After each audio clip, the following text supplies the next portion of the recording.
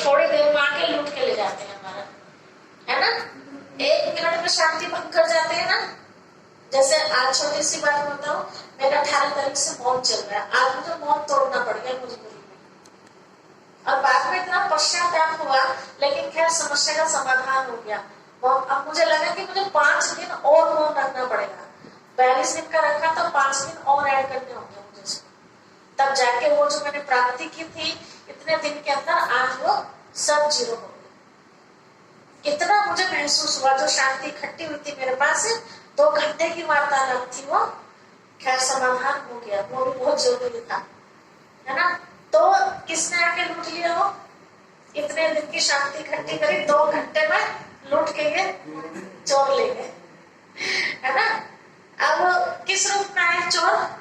Philip के रूप में। सामने वाले ने कई सारी बातें ऐसी बोल दी मुझे, जो मेरे अंदर बस गई वो बातें, वो मुझे क्लियर करनी पड़ी कि भाई ऐसा क्यों है। शक का शिकारी होता है ना, शक का शिकारी बन गया वो व्यक्ति, एक आत्मा थी कोई, और बोलते जाए। तो एक लिमिट होती है ना किसी भी चीज की, तो जब लिमिट पार हो गई तो फिर मुझे मौत तोड़ना पड़ा। इसके ऊपर मुझे कहानी याद आती है। बताते हैं एक बार किसी गांव में खेत के चौराहे पर, रास्ते होते हैं ना खेत में, वहां एक सांप रहता था बड़ा भयंकर। जो भी उस रास्ते से जाता था सांप उसको काटता था। यहाँ नहीं सुना। तो लोग बहुत बड़े परेशान हो गए, बेचारे खेत में जाने से डरने लगे। एक दिन उनके गांव में सत्संग हो रहा था, तो कुछ होते हैं ऐसे दिमाग के। तो एक व्यक्ति ने महात्मा जी से पूछा कि आप जो सुना रहे हैं हमें बहुत अच्छा लग रहा है, मेरी एक बात है, क्या आप उसका समाधान करेंगे? महात्मा जी ने कहा बताइए। कहा आप तो हम सबको एक बार पाठ पढ़ा रहे हो, किसी को दुख नहीं देना चाहिए, सताना नहीं चाहिए, और कोई अपने फजलों में सताए तो हम क्या करें? तो उसका जवाब चाहिए। बोला अच्छा बात क्या है? महात्मा जी ने उससे पूछा कि भाई किससे परेशान हुआ? तो बोला मैं किसी मनुष्य से परेशान नहीं हूँ, और मैं नहीं पूरा गांव परेशान है उससे। बोला कौन है भाई वो, जो वो अकेला ही पूरे गांव को नचा रहा है? तो बोला हमारे खेत के वहां डोले पर सांप रहता है, और जो भी जाता है उसी को डसने के लिए भागता है। तो हम लोग सब बेकार होते जा रहे, खेत हमारे खाली पड़े डर की वजह से। तो आप उसको भी तो जाके ज्ञान दे सकते हो। महात्मा जी ने कहा अच्छा ठीक है भाई, उसको भी ज्ञान दे देंगे। तो अगला दिन फिक्स कर दिया कि चलो वहां चलेंगे। देखो सांप के प्रति जिसके मन में जैसी भावना थी, सांप उसी के सामने वैसे आता था। जैसा उनके बाबू सुना रहे थे, जैसी भक्ति की स्थिति होती है ना, भगवान उसी मूर्त में उसको दिखाई देता है। तो सांप के प्रति लोगों के मन में घृणा भाव था, तो वो उसी रूप से पेश होता था। लेकिन महात्मा जी के मन में तो कोई घृणा भाव था नहीं, सांप के प्रति शुभ भावना थी। तो शुभ भावना के साथ उन्होंने पीछे पीछे उनका गांव साथ में। सांप वही मिला, महात्मा जी को देख के ऐसे खड़ा का खड़ा रह गया, फन उठाए, कुछ नहीं कहा। गांव वाले इस बात को देख के बड़े आश्चर्य में रह गए कि महात्मा जी को क्यों नहीं कह रहा कुछ, तो भाग के काटने वाला सांप है। तो महात्मा जी ने कहा देखो भाई मुझे तो ये कुछ नहीं कह रहा। कहा ठीक है आपको नहीं कह रहा ना, तो आप सांप पाठ पढ़ा दो, ये किसी और को भी ना कह रहा है जैसा आपको नहीं कह रहा।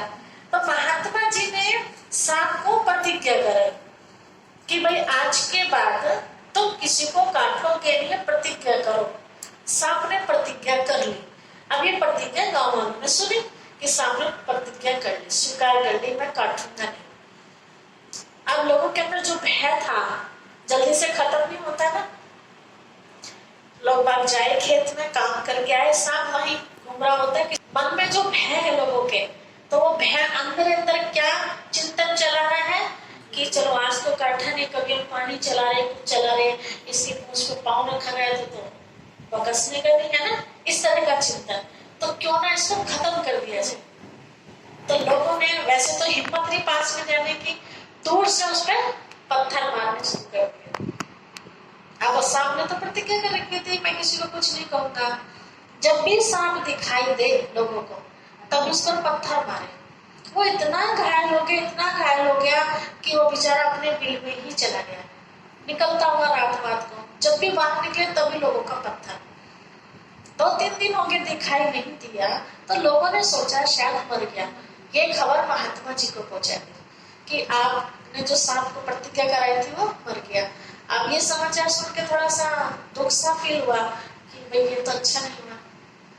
आपका प्यार हो जाए किसी के साथ, किसी को आप शिक्षा दो, आपको भी खबर मिले तो थोड़ा सा लगेगा ना। तो महात्मा जी ने कहा अच्छा, तो वहां देखने के लिए गए। सांप के बिल के बाहर उसको आवाज लगाई। सांप ने देखा अच्छा कौन है, तो देखा महात्मा जी है, तो थोड़ा हिम्मत करके बाहर निकल के आया और पटके में गिर गया। पूरा घायल कर रखा था, मतलब उसको पत्थर मार मार के। गुरु जी ने पूछा कि तुम्हारी दशा ये कैसे हुई? तो सांप ने कहा कि गुरु जी आपने जो प्रतिज्ञा कराई थी ना, ये उसी का नतीजा है। जब तक मैं लोगों को काटता रहा तो किसी की हिम्मत नहीं पड़ी मुझे टच करने की, है ना। दूर से दूर भाग जाते थे। मैं काटता भी नहीं था, लेकिन भय था लोगों के अंदर मेरे प्रति। जब लोगों को पता चला कुछ नहीं कहने का, तो देखो मेरी दशा। तो गुरु जी ने पता है क्या कहा? मूर्ख, मैंने काटने को तो मना किया था, या फुंकार देने को भी मना किया था। ठीक है, काटता मत, पर उन्हें फुंकार देके अपनी रक्षा तो कर सकता था। तो मुझे वो बात याद आई आज। मैंने कहा मैं ये मेरे मौन का फायदा उठा रहे हैं कि बहन जी ने तो मौन रखा हुआ है, ये कुछ कहने वाले नहीं है।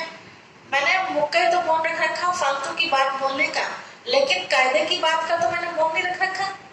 व्यर्थ से अपने आप को बचाने के लिए मैंने मौन, कि कोई भी फालतू की बात मैं अपने मुंह से नहीं, सिर्फ ज्ञान सुनाने के लिए मुंह खोलूंगी, बाकी फिर साइलेंस में। तो उनको पता था कि कुछ भी कह लो, कहने वाली तो है नहीं। ठीक है, तो वही बात मुझे याद आई कि काटने को तो मतलब शिव बाबा ने गुस्सा करने के लिए तो मना किया है, लेकिन सही बात करने के लिए तो मना नहीं किया ना। तो मुझे शिव बाबा से छुट्टी लेके 2 घंटे के लिए मौन तोड़ना पड़ा।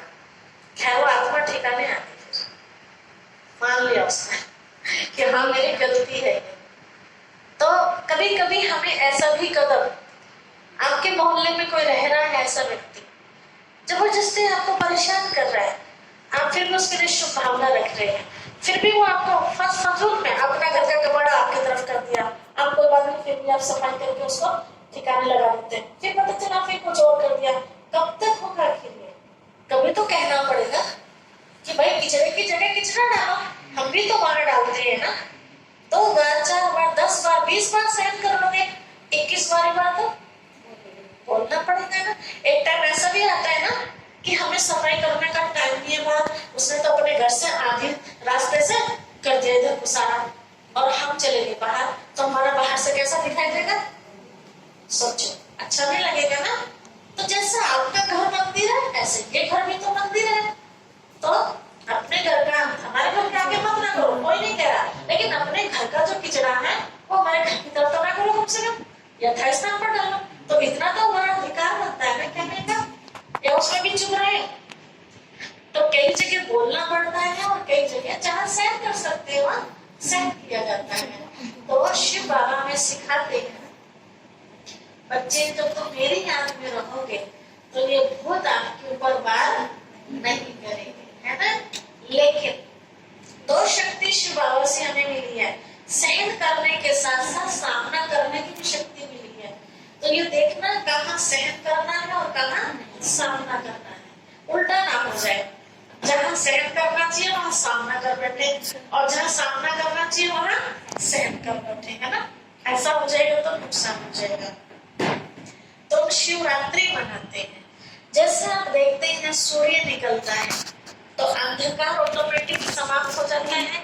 बच्चों अटेंशन प्लीज, सुनेंगे बाद में क्या सुनाया? ठीक है, अभी कहानी लास्ट में सुनूंगी। जैसे सूर्य निकला अंधकार खत्म हो गया, ऐसे शिव बाबा की ये कहावत है, ज्ञान सूर्य प्रगटा अज्ञान अंधेर विनाश। ज्ञान सूर्य प्रकट होता है तो अज्ञान अंधकार सत्य ही समाप्त हो जाता है। शिवरात्रि पर हम क्या करते हैं हम सब अच्छी तरह जानते हैं। जो मेन विशेष भक्त अपने आप को मानते हैं, वो शिवरात्रि पर क्या क्या चढ़ाते हैं। किसके ऊपर? इनके ऊपर नहीं, इनके ऊपर। अगर ये दोनों एक हैं, लोग कहते हैं शंकर जी भांग पीते थे,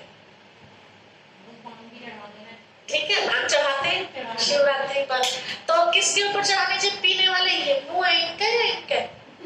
मुंह तो इनके पास है, तो इनको चढ़ाने चाहिए ना। और चढ़ाते किस में? चढ़ाने शिवलिंग के ऊपर। हाँ, और कौन सा नशा था? ठीक है, ऐसे बहुत सारी बातें। अब एक एक बात ध्यान से सुनते जाना। हमें परमात्मा पिता से प्राप्ति के लिए करना क्या था और हम कर क्या बैठे। जो हमें आसान लगा वो हमने अपना लिया, जो हमें कठिन लगा उसको हमने छोड़ दिया या रूप बदल दिया उसका। क्या किया? हम सब व्रत रखते हैं, शिव